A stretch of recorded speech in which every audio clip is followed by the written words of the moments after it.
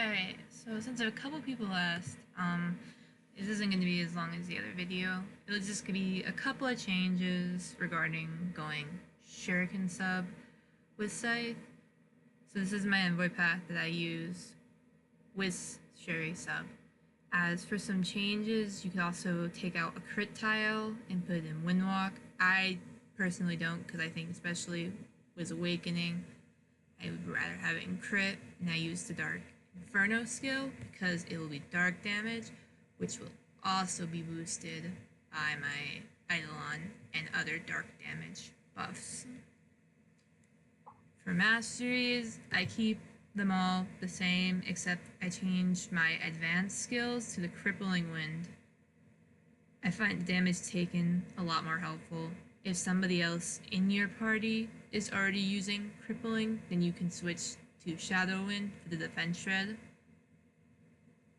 In terms of the shinobi, the dancer that spawns, go with the Mei one, because she also adds the damage taken buff to a target, and it stacks up to 5 times for a total of 10% damage taken, and it's pretty powerful. As I think everything else I keep pretty much the same. My points, my gear. I'll show you this is what my gear looks like. I'm still using a 90 Shinobi Destroyer because I didn't have a Nocturnal and ended up using the Alia Devil for a knock. But I wouldn't, if you can avoid doing that, I would, because it is just it's a pain to rely on. Because if your devils die, then you're pretty much you have no Nocturnal, so it's very annoying. And as and everything else just stays the same. The gear, in terms of Shinobi sub, I wouldn't suggest it after Awakening because of the crit damage, and since our weapon does not have crit damage to boss, we're just losing both of those crit damage to bosses. Another suggestion, you could also go Holy Sword sub.